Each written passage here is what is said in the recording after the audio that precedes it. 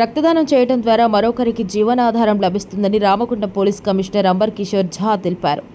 ఈ మేరకు పెద్దపల్లి జిల్లా గోదావరిఖని 1 టౌన్ పోలీస్ స్టేషన్లో ఏర్పాటు చేసిన రక్తదాన శిబిరాన్ని ఆయన ప్రారంభించి మాట్లాడారు. పోలీస్ అమరవీరుల వారోత్సవాలలో భాగంగా రక్తదాన శిబిరాన్ని నిర్వహిస్తున్నామని పేర్కొన్నారు.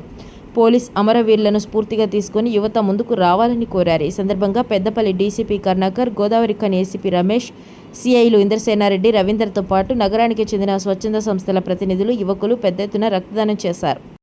మీ అందరికీ తెలవాలి, ఈ మార్టియర్స్ డే తర్వాత ఒక వారం వరకు మనము ఎందుకు సెలబ్రేట్ చేస్తున్నాము.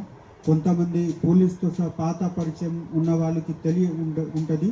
కానీ 1959లో అంటే ఈ రోజు నుంచి దాదాపు 70 years plus 75 years 40 plus 65 years ముందు 21 అక్టోబర్కి 10 మంది వీర జవాన్లు వాళ్ళు ఒక డిఫెన్స్ డ్యూటీగా వెళ్తున్నప్పుడు వాళ్ళ మీద దాడి చేసి ఎంబుష్ చేసి చైనీస్ ఫోర్సెస్ ద్వారా వాళ్ళకి దాడి చేసి హత్య చేయడం జరిగింది.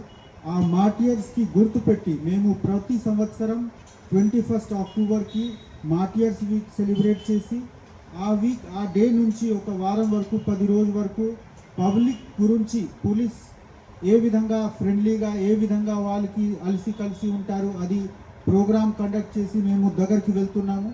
మాకు ఏసీపీ గారు డీసీపీ గారు చాలా మంచి చెప్పారు. రొటీన్ డ్యూటీతో సార్ ఈ అన్ని పని అడిషనల్గా ఉంటుంది. కానీ మేము ఈ పనికి అడిషనల్గా చూడట్లేము.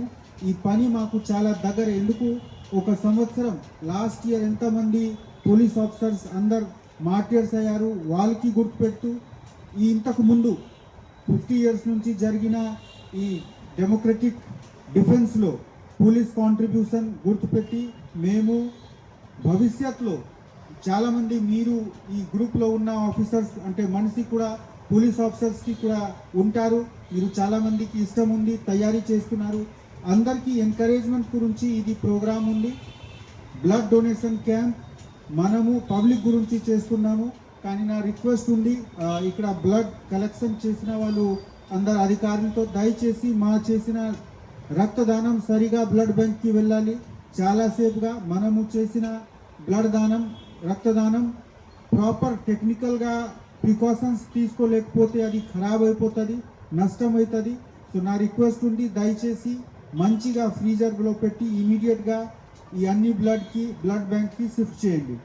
మీ అందరికీ ఇక్కడ వచ్చిన మీడియా మిత్రులకు అందరు యూతులకు చాలా చాలా వెల్కమ్. మీ అందరూ ఇదే విధంగా మన ఏసీపీ గారు మన ఇన్స్పెక్టర్ గారితో కలిసి మీ బాధ్యత కూడా ఉంది. సిటిజన్ బాధ్యత తీసుకుంటే మన ఏరియా ప్రశాంతంగా ఉంటుంది. పోలీస్తో సహా మీరు కూడా యూనిఫామ్లో మేము ఉన్నాము, మఫ్తీలో అంటే సివిల్ క్లాత్లో మీరు ఉన్నారు. కానీ ఇద్దరు కలిసి శాంతి భద్రత పరిరక్షణ గురించి మనము ఈరోజు మళ్ళీ ఒక డిసిజన్ తీసుకోవాలి. మనము అందరు కలిసి హామీ ఇవ్వాలి.